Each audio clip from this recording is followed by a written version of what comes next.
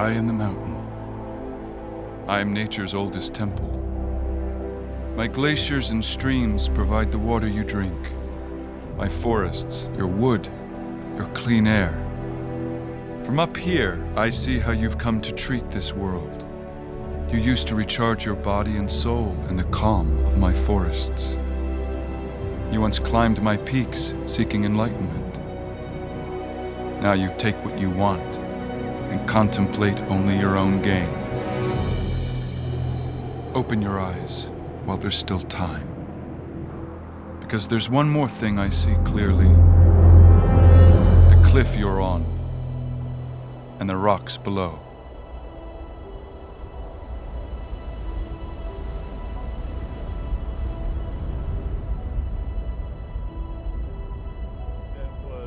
Laying the groundwork for natural organic reduction to be legislated in states so that laws could be passed, making this accessible to people.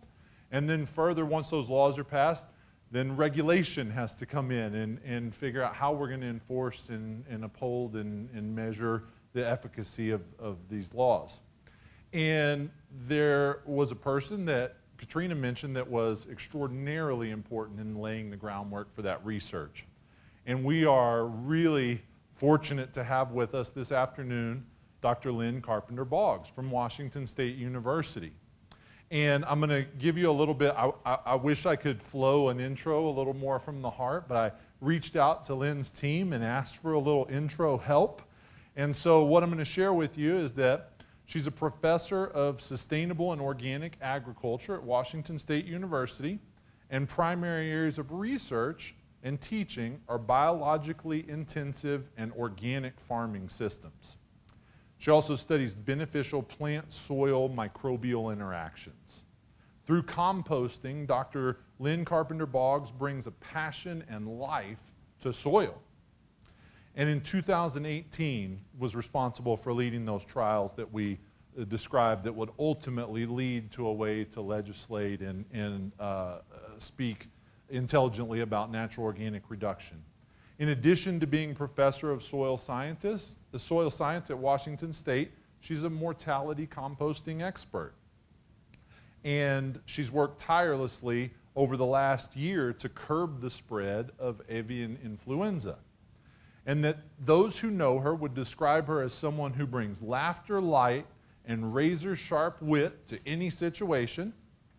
And she's the first of her generation to graduate college and is a true child of the Pacific Northwest. She grew up touching the three corners of Idaho, Oregon, and Washington, and became a fearless explorer of the natural world at a young age, during which she took on a role of both a scholar and a protector of the outdoors. And I love this about Lynne's introduction. Her team says, whether you're lost in the woods, you need a good joke, or if you're surrounded by a mountain of dead chickens and you need someone to drive the backhoe, Lynne is the person to call.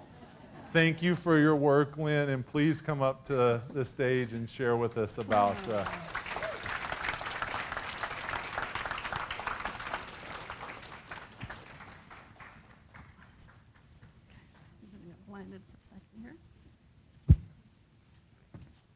Thank you so much, Seth. That was wonderful, and thank you. Clicker. Oh, this one? Yeah, it's right there. Yep, just hit that green button whenever you're ready to advance. Thank you.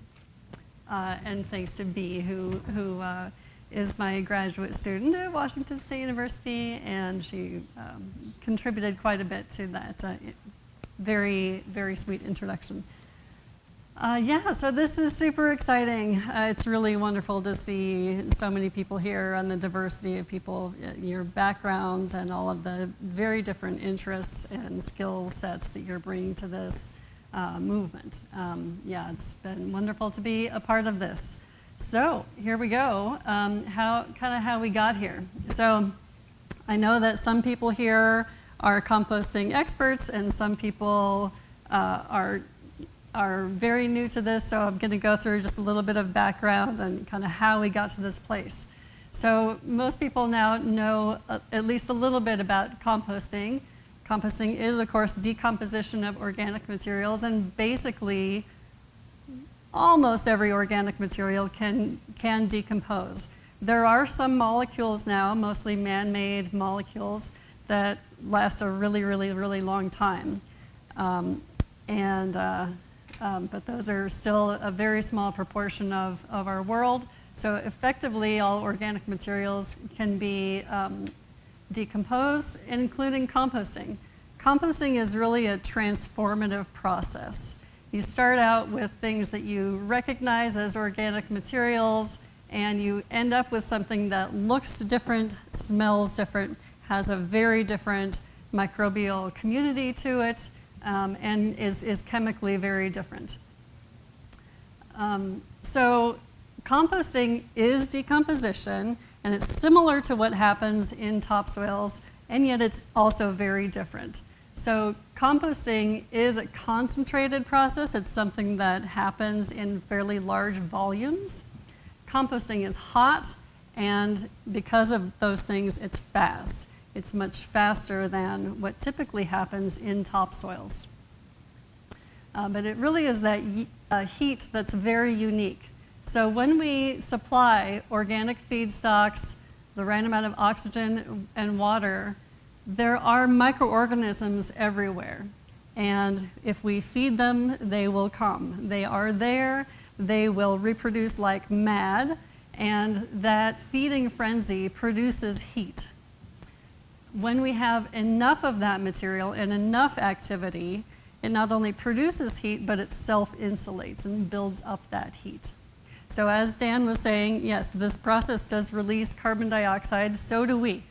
All of our breathing produces carbon dioxide with every breath. And so we are culturing these aerobic microorganisms, feeding on that organic material, releasing some proportion of it as CO2. Depends on how long you do the composting process. But eventually, all of those molecules are likely to become carbon dioxide unless they're permanently sequestered into the soil. But that decomposition continues. So, and what we end up with, again, is something that has transformed visibly and in really every other way. And I will say that compost is a soil-like material. I'm a soil scientist, so whenever people say, oh, this is soil, I cringe just a little bit. Soil is really a mineral matter, but it looks soil-like. So again, the temperature and the heat production is really important here. So in on-farm composting or even commercial processing, we're usually talking about a process that takes several months. And again, that microbial activity produces the heat, and you have enough mass and moisture to conserve that heat so it builds up. First, we have a very active phase of these microorganisms, and the temperature ramps up quite quickly. In the order of days to possibly a week or two if you're doing something outside and it's the middle of winter. It may take up to a week or two. But that highly active phase, and this has been mentioned also, we want to reach at least 131 Fahrenheit. That's 55 degrees Celsius. That's based on a long body of research way before me. And when we reach these hot temperatures, we have a complete transformation of the microbial community. We actually kill off the vast majority of organisms that were in that material, that organic material, and there's always this tiny, tiny population of inactive, heat-loving organisms around us all the time. And when the conditions are right, they suddenly go into action, and they then populate this material. So these thermophiles, that means heat lovers. It's totally different microorganisms that take over during the heat of that process. So what that means is that temperature is killing off the vast majority of plant and animal pathogens, including viruses, because our pathogens live at our temperature. So when we get above that, they kind of fry. And eventually, that temperature declines as the good foods are used up, And there is still microbial activity for a very, very long time. And for a while, we call that a curing phase. The material stabilizes further. So that's kind of what's happening. And so there are dozens of different genera of bacteria, actinomycetes, and fungi that are active in different stages of this process. There can be hundreds of different species, and depending on the materials that you use, how much oxygen you supply, things like this, you can have very different communities that are active. But they are all feeding on these foodstuffs and growing at different rates. Fungi, for instance, are really active in highly woody material, high carbon materials, whereas bacteria, they love the protein. So again, this got a little bit off center here, but we're really just creating an ideal environment for microorganisms to go into this feeding frenzy. We look at things like the carbon to nitrogen ratio. That's basically how much protein versus how much like cellulose and woody materials. We want high moisture, so about half of the total mixture is water, relatively high oxygen. So again, we have those aerobes breathing in oxygen, releasing carbon dioxide, pretty neutral pH, and enough volume. So again, we're creating this great environment and letting the microorganisms go to work. So composting has been happening for a long time. There are hundreds of research papers about what composting is and how compost is usually used. So of course, compost is primarily, you hear about this in terms of agriculture and gardening. And compost is a wonderful soil amendment. And we just continue to learn more and more about the great things that compost can do. With global climate change, we hear more about carbon sequestration, the importance of carbon storage, and compost is a wonderful thing for carbon sequestration. Because after we go through that really hot cycle, what's left is pretty stable. What's left of that can then take years, usually decades, to continue to break down. So it does help to sequester carbon. When we add it into soil, it loosens up the soil, makes the tilth improve, plants can root more deeply. It actually brings in nutrients. So in NOR, of course, our nutrients are part of that compost. Those become available to plants. There are lots of other benefits to soil. It helps soil to hold on to water as well as just infiltrate into the soil faster and even resist erosion. So all those little soil aggregates are more stable when you add compost to it. So wonderful soil amendment, and there's more and more work using compost to protect and rehabilitate soils, not just agriculturally, but in conservation areas, forests. So you can go into areas that have already been damaged by things like erosion or nutrient mining or just overuse. And good compost additions can really rehabilitate that soil and ecosystem. So there's a lot of good chemistry, biology there. I want to talk a little bit more intently about the temperature. And so a whole different aspect of composting is that it is called a PFRP, a procedure to further reduce pathogens. So the US EPA has a list of practices that are accepted PFRPs. And all of these are based on research using sewage sludge pathogens. So any process that is proven to reduce sewage sludge pathogens like enteric viruses, worm eggs, fecal coliform bacteria, and salmonella to below detectable levels, that is an accepted EPA PFRP.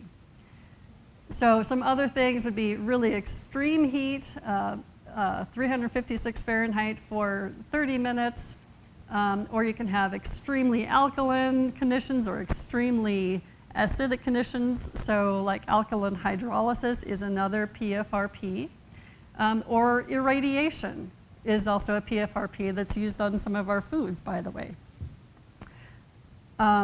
So again, there's a big body of research behind composting being very effective at reducing these pathogens.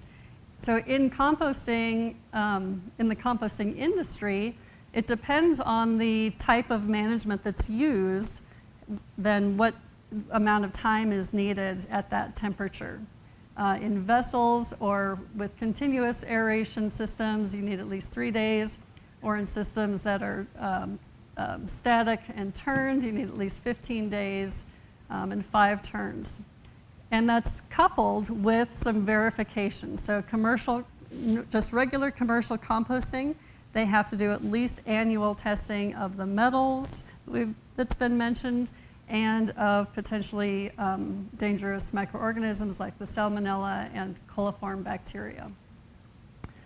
So because of its effectiveness in destroying many of these pathogens, composting has been used more and more agriculturally, not just for plant waste, but has been mentioned for livestock also. And it really started out being used for sort of routine management, because if you've got animals, eventually you're going to have dead animals. There's a normal death rate. And it's been used increasingly also for natural disasters and disease. So I'll just say, so my first pig was in 1998. And so I've been working with livestock mortality composting off and on since then.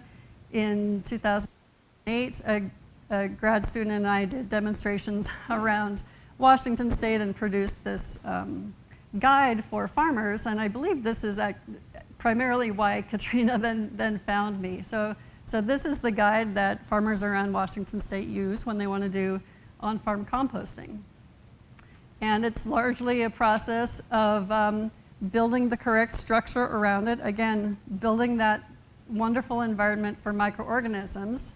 But instead of having your protein coming from plant materials, it's in one large carcass, or in, sorry. Oh, is it? It's not going to go. Let me go back. Is it? Can I go back to red button? Oh, great. Okay. Okay. So we have our carcasses, and using on-farm materials, we surround that carcass with materials that are going to provide carbon and also breathe and allow heat production. So on farms, especially as they're starting to get going in this, we recommend they wait several months. Usually it takes them 6 to 12 months to do on-farm composting at facilities that have more engineering behind them and a lot more management, like the composting facility that we have at Washington State University, our main campus. Again, my student and I helped them get started composting whole horses, whole cows in 2007 and 2008. And they now have a primary compost that's 35 days to 2 months. And then some curing time after that before they use the material. So it can go pretty fast. And so it's been really catching on. You know, we've been learning a lot more about natural disasters and disease, the management of carcasses, because other options are less and less available. We don't have rendering companies anymore. Landfills are much less likely to accept a lot of bodies coming in. Incineration is expensive, and then people see these, see the smoke, and there just aren't good options. Even burial, there are studies showing that you know, if you bury a flock of chickens, for instance, you can dig those bodies up and they're fully recognizable many years later. So burial doesn't necessarily promote real decomposition and release of those nutrients, nor does it kill the pathogens. So composting is used more and more for large events, death events, natural disasters like cold, floods. In Washington State, we had a freak blizzard in February 2019, and almost 2,000 cattle died. The majority of those were composted. And we've been hearing more and more from livestock operators, just as an aside, that not only is this an effective method, kills any pathogens, but it gives farmers a better sense of closure because they know those animals. So it's not just us that are seeing this process a little bit differently. Farmers are recognizing that there are some emotional benefits to being able to compost also. And as was mentioned, composting is used as the primary disposal now for avian flu. There was an outbreak in the 80s and it really wasn't used at all. But in the 2014-15 outbreak, it started being used and composted about 85% of them. I was deployed for USDA about 2.5 months of last year. I composted over 6 million chickens last year, and about 85% of those that are dying or being culled are being composted. It's really now the preferred method by the USDA APHIS for this disease. So you can look up online. The USDA APHIS has protocols for poultry that have died of highly pathogenic avian influenza or are euthanized because of it, and also for large livestock events. Again, there's more and more research that's going into, okay, what other diseases can composting be used to manage? These first couple include the avian flu virus, Newcastle disease. All of those generally are inactivated in composting within a couple of days. And there's increasing interest in the swine diseases, so endemic diarrheal virus and bovine viral diarrhea. There's a lot of concern about African swine flu likely coming in the next couple of years.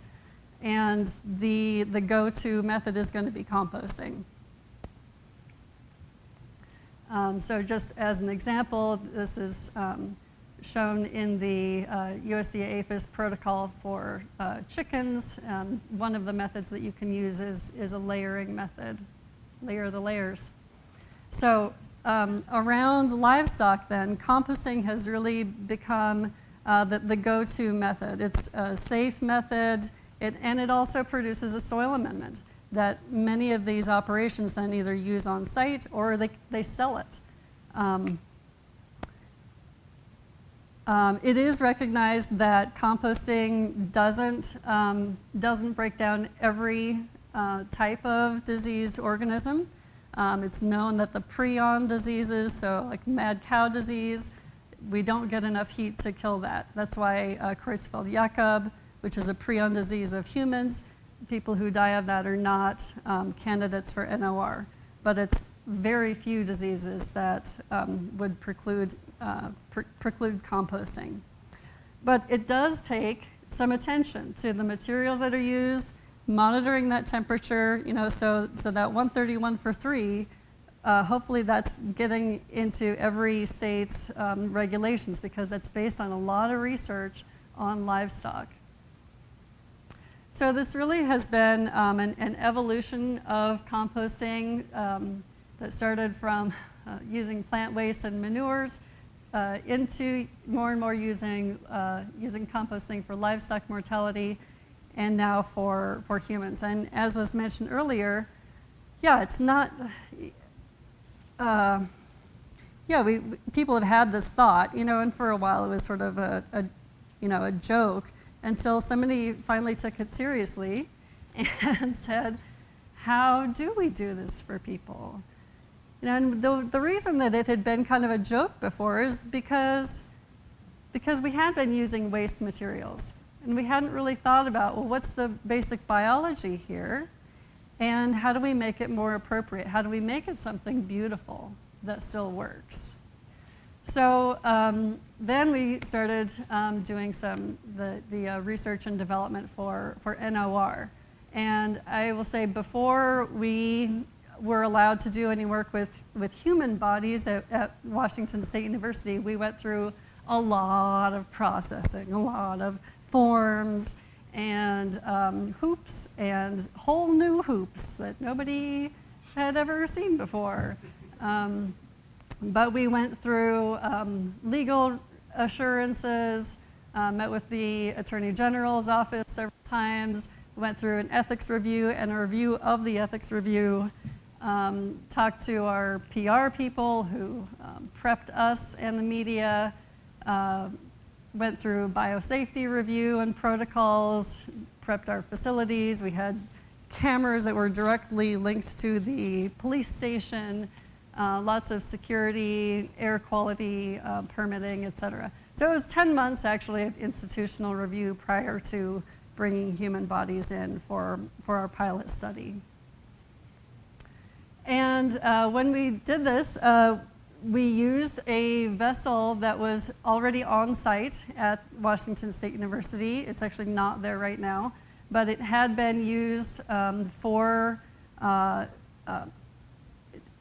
livestock. It actually didn't work terribly well for the livestock, and so then they were like, yeah, you guys want to use it, go ahead. So we did some adjustments to it, and we did several months of preliminary work then with additional livestock materials. So basically it was a very large drum type, just commercial rotating vessel composter.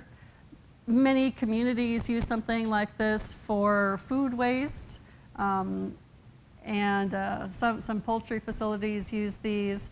So it's on a roller that you can turn on at any time, and then you can manage the airflow coming in and coming out. You can filter that air, and really the air then coming out of our biofilter, which was also compost, there's really no odor from that. So with some adjustments, we had ready-made research units, and went through our pilot trial with the 6 bodies. So as Katrina mentioned, the people whose bodies were part of this research, the majority of them donated themselves to exactly this work, which was really, something else. Very, very different kind of research. So it became very, very personal, and we wanted to do this right? So a lot of preliminary trials went into using different materials and process before we went into trialing with the humans. So the line across, the gray line across that's shown there, that's that 55 Celsius or 131 Fahrenheit. We wanted to make sure we were hitting that.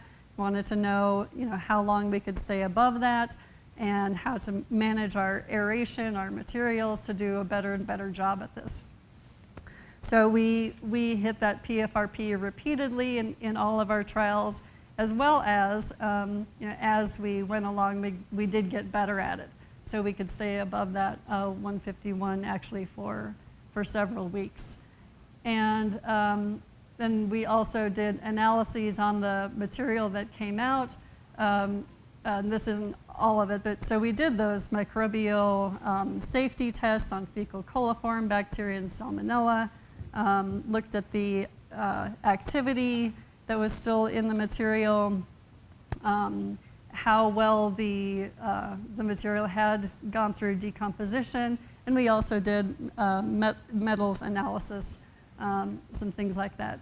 So we did get better at the process as we went through our trials, and were very effective. So we were very pleased at the product that we were getting out. Was really just a lovely compost.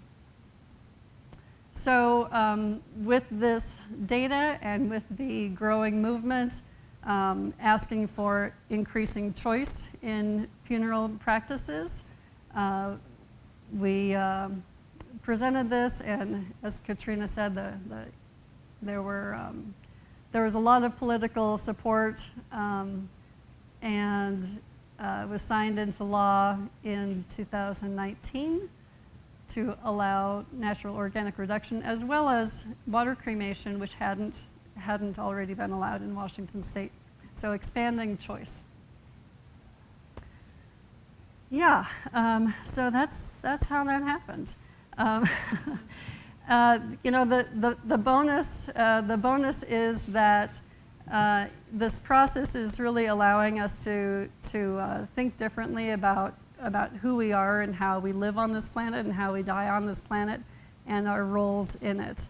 Many people have said something similar, but I liked this version of it by Bill Nye, that we are part of the ecosystem, we are not separate from it. And NOR helps us to live into that statement more and more.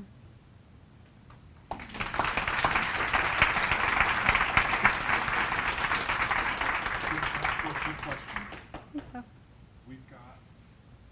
We've got about 10 minutes for questions, so if anybody has one. Thank you. Yep. Yeah, just wondering how rough were initial tests? Were you able to sort of de-skeletonize completely, or were you finding it fairly iterative and you got better as you went? And if there was trouble, just wondering how you addressed it. Mm-hmm. Yeah. Our first trial started in March, and it was outside. So that was one of the reasons that we met PFRP several times, but the overall breakdown wasn't as much as I would want to see. So just not fighting temperatures as much was a big advantage.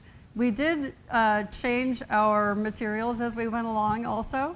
So as you know, there's a lot of different plant materials that you can use, and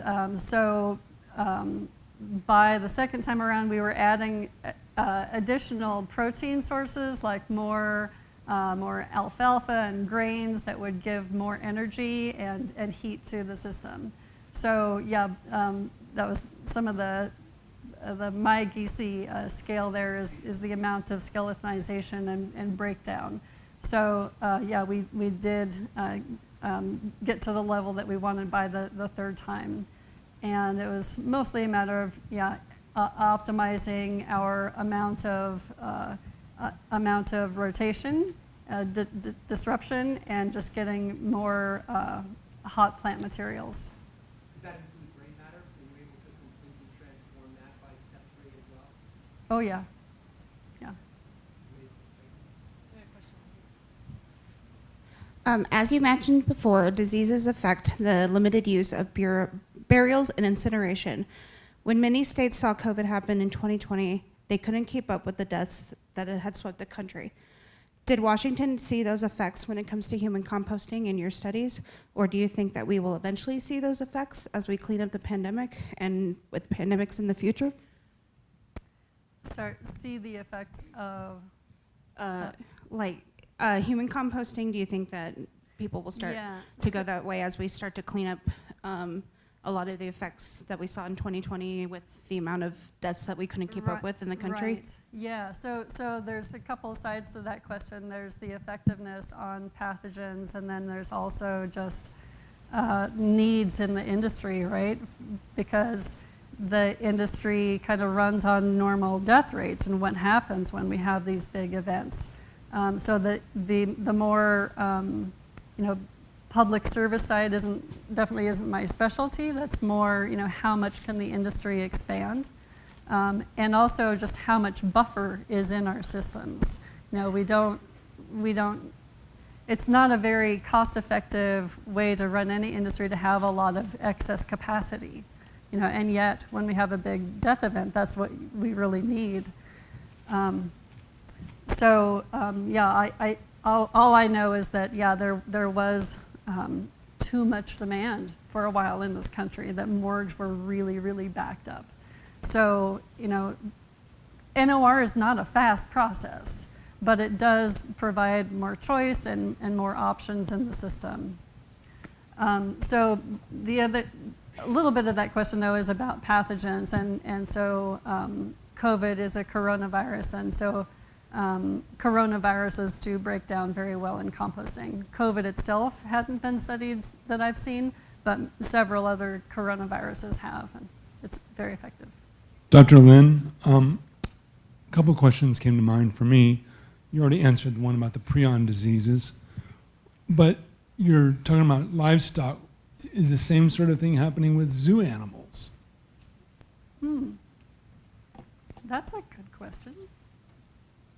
I actually don't know. Okay. I wouldn't be surprised if that's so. I know that like some museums have used composting to just to give nice clean skeletons.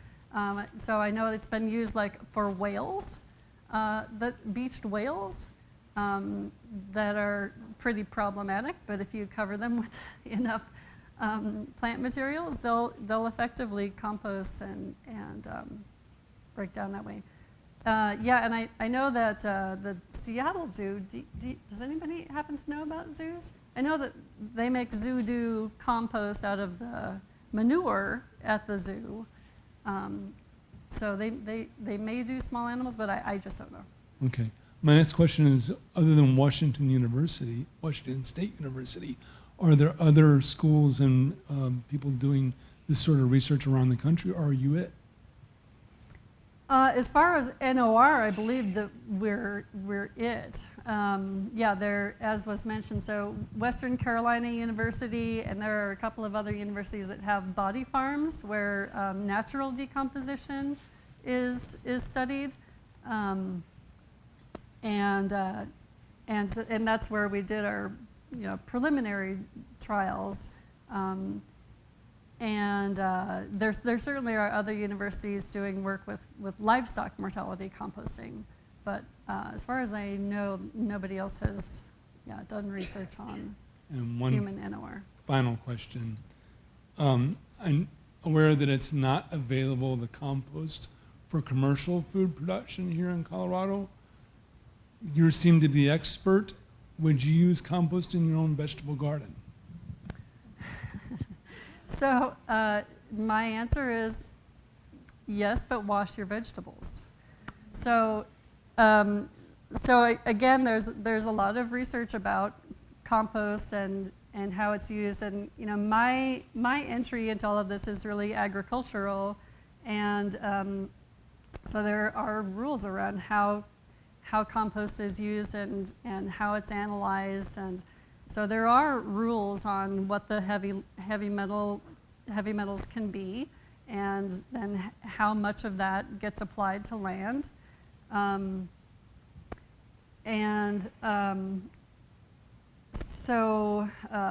will say that organic foods actually have addressed these issues before conventional agriculture did, because they rely so much on manure and compost use. So if you go through good PFRPs, you can use compost on, say, lettuce the day before you harvest it. If it doesn't go through a good PFRP, you need to wait 90 days or 120 days, depending on the crop, before you harvest. So you have to have this long harvest interval. And then there's also just washing your vegetables removes pathogens from the outside. So I'll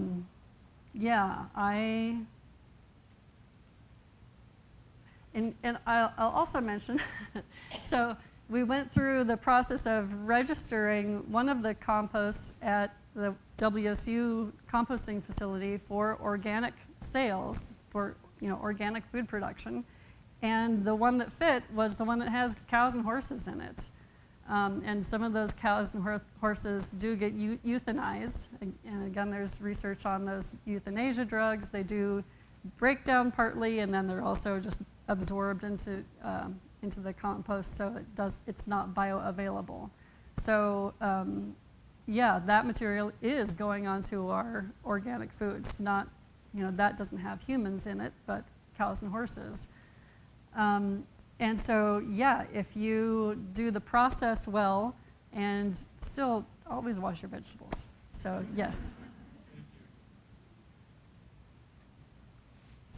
Back there. Hi, I'm also a little obsessed with using human composting for food, and I was wondering if you think that the science will support us to be able to do that in the future. And part two of that question would be, maybe if not, at what point, if you turn compost in the soil, would it be considered soil? And then maybe you could sell that soil.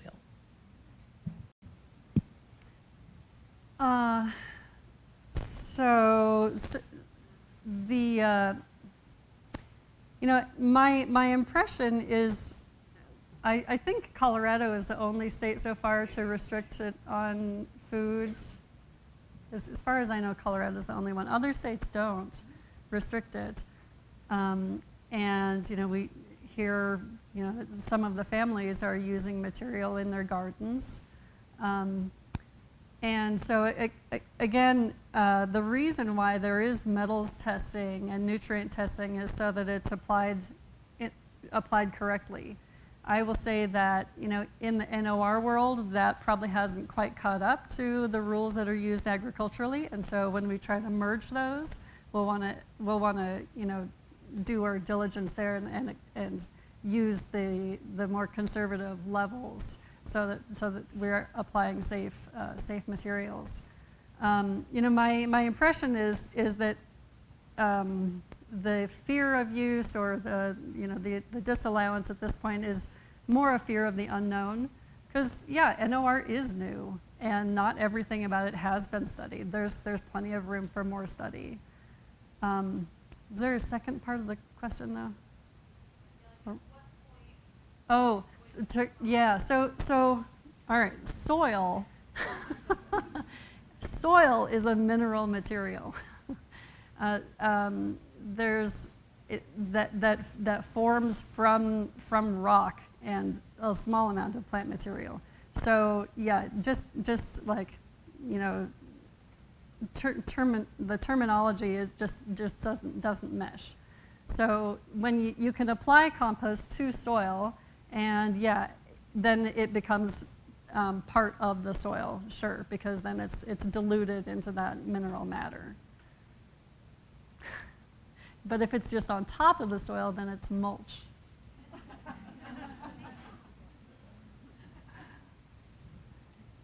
Yeah. After humans broke down, is there still traces of DNA? Is there still traces of DNA after humans break down? So I don't think that has exactly been asked.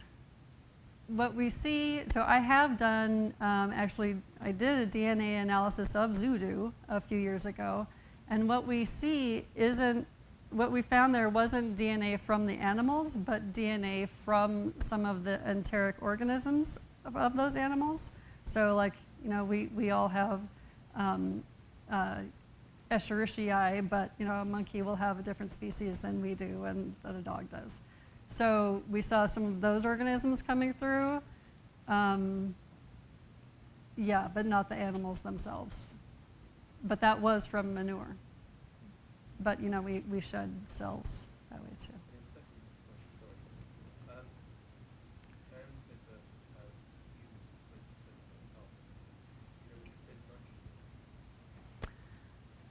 I don't know off the top of my head. It's going to be something around 3%.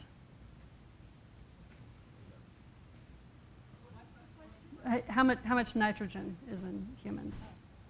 Yeah. Yeah, so we do have, we've got nitrogen, phosphorus, potassium, and all of the micronutrients that plants need. Because, we eat them. Thank you all for these wonderful questions, and thank you, Dr. Boggs.